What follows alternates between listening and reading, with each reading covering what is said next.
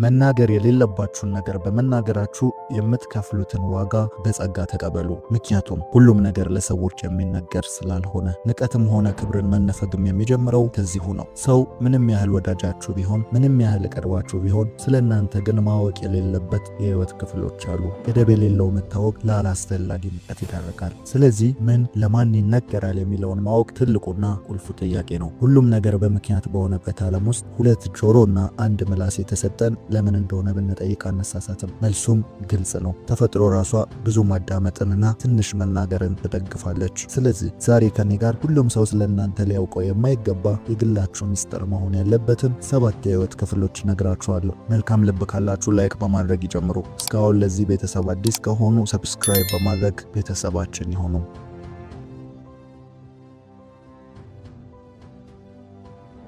ሰው ሁሉ ድካም ይኖረዋል። ያንንም ለሰዎች ተናግሮ መፍትሄን ወይም መድኃኒትን ያገኝለታል። ለሰው መድኃኒቱ ሰው ነው የሚባለውም በምክንያት ነው። ነገር ግን ሁሉም ነገር ለሰው አይነገርም። ይህ ማለት አፍ የተሰጠን መርጠን እንድንናገር ነው ማለት ነው። የባይሆን ኖሮ ሰው ታይቶ የሚነበብ ግልጽ ፍጥረት በሆነ ነበረ። ስለ ራሳቸው ምንም ሳያስቀሩ የሚናገሩ ሰዎች በመጨረሻም ይጸጸታሉ። የሚናገሩትንም ባለመምረጣቸው ዋጋ ሲከፍሉ ይገኛሉ። እናንተ ግን ይህ እንዳይሆን ከህይወት ክፍሎቻችሁ ውስጥ መናገር የሌለባችሁን 7 ነገሮች እነግራችኋለሁ። እነዚህ 7 ነገሮች አልበርት አንስታይን በህይወት በነበረበት ጊዜ ለማንም ማጋራት የሌለባቸው ሚስጥሮች ናቸው ሲል ተናግሮ ነበረ።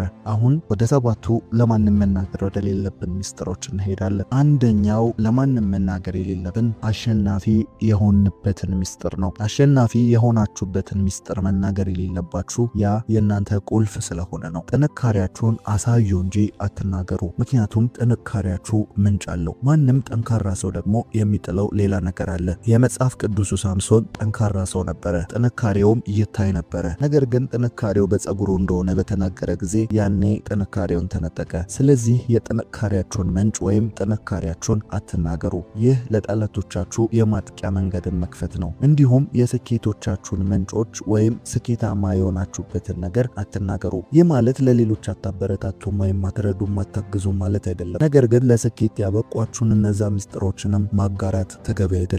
ወይም ይህ ራሱን የቻለ ጊዜና ቦታ ያለው ነገር ነው። እስቲ ተመልከቱ። የትኛውም ሀብታም፣ የትኛውም ስኬታማ ሰው አንድ በአንድ ሁሉን ነገር አይዘረግፍም። ምክንያቱም እናንተ ስኬታማ የሆናችሁት ሌሎቹ ያንን ስለማያውቁም ጭምር ነው። አንዳንዴ እንደ ስኬቱ አይነትና ይዘት የሚለያይ ነገር ቢሆንም የስኬት ሚስጥሮች ግን አብዛኛውን ጊዜ አይነገሩም። የቢዝነስና የስራ ፈጠራ ስኬቶች ሚስጥራቸው መጠበቅ ይኖርበታል።